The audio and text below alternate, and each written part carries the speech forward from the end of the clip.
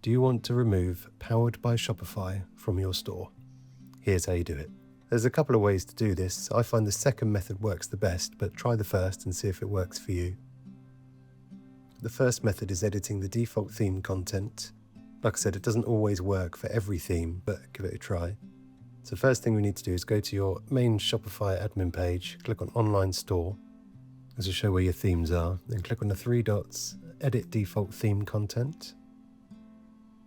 So on the right hand side is a search box. Just type in Powered. And then the one we want shows links, and it's got Powered by Shopify here. So what you can do is just put a space in there and press Save. And once I save, go back, refresh the page.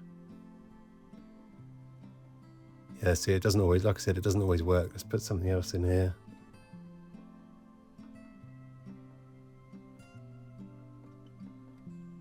Refresh. Yeah, so to see it worked. It didn't get rid of it, but let's put test in there. Let's go try that again. Let's try 2 space. Refresh. Yeah, so 2 spaces has worked. 1 space didn't work, but you see it's left this comma here, which doesn't look great. So I'll show you the second way. Delete this, get it back to normal. Refresh. Yeah, so it's back as it was. So the second way, go back to the same page where the themes are. 3 dots again. Then we're going to go on Edit Code.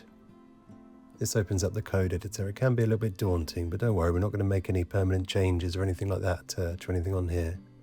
If you are worried, what you can do is go here, click on Download Theme File. It will download it as a zip file and send you an email when it's done. Take a few minutes, and then you've got all the code before you make any changes.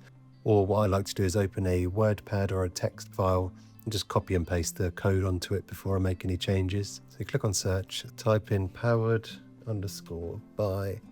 So the file we want is the footer-copyright.liquids. This block is what we want. Ignore all this, but this first one is what we want. So click on that to open it.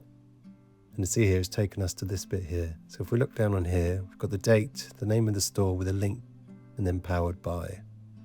So in here, it's got the date, shop name, and then the link, and then this comma.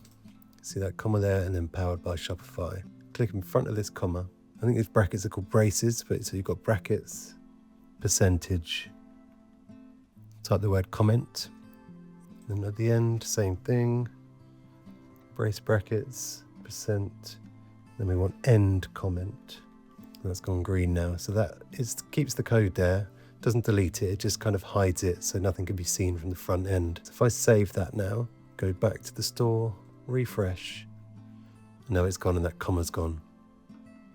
And the good thing about this is it's kind of non-destructive. I mean, we can just delete these, save it again, and it's back. So try that. I find that works better on certain themes. You might have to search around for it. Depending on what theme you've got, they might have a different footer, but if you're just using a standard Shopify theme, they're mostly in the same place, but that's where it is. Look for this, don't forget the comma there, and that's how you do it.